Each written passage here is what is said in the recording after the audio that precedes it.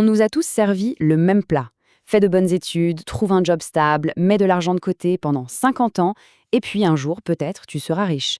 Mais et s'il y avait une autre route? Un raccourci qui n'oblige pas à sacrifier toute sa jeunesse? C'est la question que pose le livre L'autoroute du millionnaire. Alors, tout commence avec l'auteur MJ DeMarco, qui n'est qu'un ado à l'époque. Un jour, il tombe nez à nez avec la voiture de ses rêves, une Lamborghini Countach. Le choc, c'est pas tant la voiture que son propriétaire, un jeune d'à peine 25 ans. Cette rencontre, elle va complètement changer sa vie et lancer une quête pour trouver une autre façon de s'enrichir. Une façon beaucoup, beaucoup plus rapide. Allez, on entre dans le vif du sujet. La première chose que fait DeMarco, c'est de démolir complètement le plan financier classique que la société nous vend.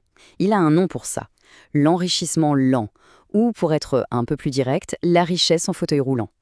Voilà la formule magique qu'on entend partout. Le problème, ce n'est pas que ça ne marche pas. Non, ça peut marcher. Le vrai problème, c'est le prix à payer.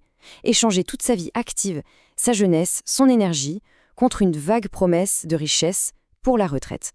C'est un pari sur 50 ans où, si tout va bien, on devient libre financièrement au moment où on n'a plus l'énergie d'en profiter. Et c'est là que le changement de mentalité est radical.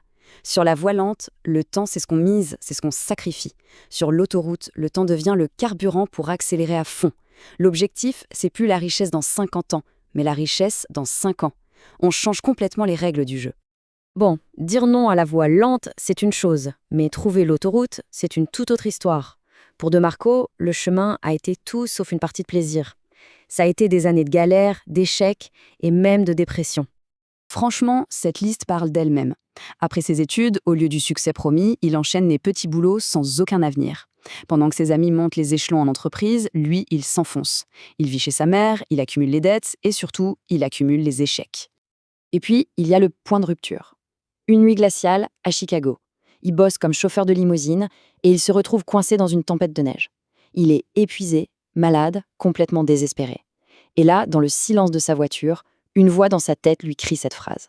C'est le déclic, le moment où il comprend qu'un changement radical est devenu une question de survie. Et ce changement, il prend une forme très concrète. Il prend une décision complètement folle. Il plaque tout.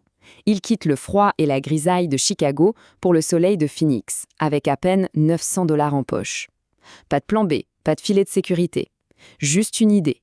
Une idée qui lui est venue pendant toutes ces heures à attendre dans sa limousine. On arrive maintenant au cœur de la philosophie de l'autoroute. C'est ici que DeMarco révèle le secret qui sépare ceux qui réussissent de ceux qui ne font que rêver. C'est la différence fondamentale entre ce qu'il appelle l'événement et le processus. On est bombardé par les médias d'histoires de succès fulgurants. Le contrat à plusieurs millions, la vente d'une start-up. On finit par croire que la richesse, c'est un coup de chance, un ticket de loto gagnant. Mais c'est une illusion totale qui nous cache la vraie nature du succès. Cette comparaison est juste essentielle pour tout comprendre. L'événement, c'est la pointe de l'iceberg, ce qu'on voit. Mais derrière la vente d'une entreprise à 30 millions, il y a des années de nuits blanches à coder, de doutes, de risques. Derrière le contrat en or d'un sportif, il y a des milliers d'heures d'entraînement que personne ne voit. On admire le résultat, mais on ignore complètement le chemin parcouru. Donc, la leçon à retenir, elle est là. Sans le processus, l'événement ne peut tout simplement pas exister. La richesse, ce n'est pas un accident. C'est le résultat d'un système, d'années de travail, de sacrifices, d'ajustements. C'est en se concentrant à fond sur le processus qu'on finit par provoquer l'événement. Alors concrètement, comment DeMarco a mis ça en pratique pour bâtir sa fortune? Eh bien, il a créé ce qu'il appelle un arbre à fric, c'est-à-dire un système, une entreprise qui est automatisée et qui génère de l'argent, qu'il travaille ou non. Décortiquons un peu ces étapes. Tout part d'un besoin qu'il a remarqué quand il était chauffeur. C'est galère de trouver une limousine quand on n'est pas de la ville. Du coup, il crée un système pour résoudre ce problème, un site web. Ensuite, et c'est ça la clé, il automatise tout pour que le site tourne tout seul, 24 heures sur 24. Le résultat, il divorce d'avec le temps. Son revenu n'est plus du tout lié au nombre d'heures qu'il passe à travailler. Et vous voulez connaître le résultat de ce système?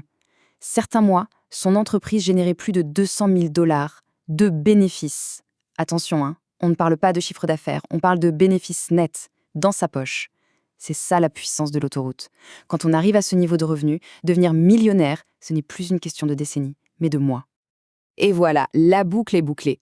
Il a finalement pu s'acheter sa première Lamborghini, réalisant le rêve qui avait tout déclenché des années plus tôt. La photo de la voiture, ce n'est pas juste pour se la raconter, c'est la preuve que son système, son autoroute, était bien réelle et qu'elle fonctionnait. Parce qu'au fond, le vrai but de l'autoroute, ce n'est pas juste d'empiler des billets. Le véritable objectif, c'est la liberté. La liberté de faire ce qu'on veut, quand on veut et où on veut. C'est de pouvoir se lancer dans ses passions sans se soucier de l'argent. Et surtout, c'est d'en profiter quand on est jeune et plein d'énergie. Et on termine avec cette question, une question qu'il faut se poser très honnêtement. La route sur laquelle on est en ce moment, que ce soit un job, des études, une entreprise, est-ce qu'elle nous emmène vraiment vers la vie dont on rêve ? Parce que, comme le dit De Marco, pour avoir des résultats différents, il faut faire les choses différemment. Le changement, lui, il commence toujours par une décision.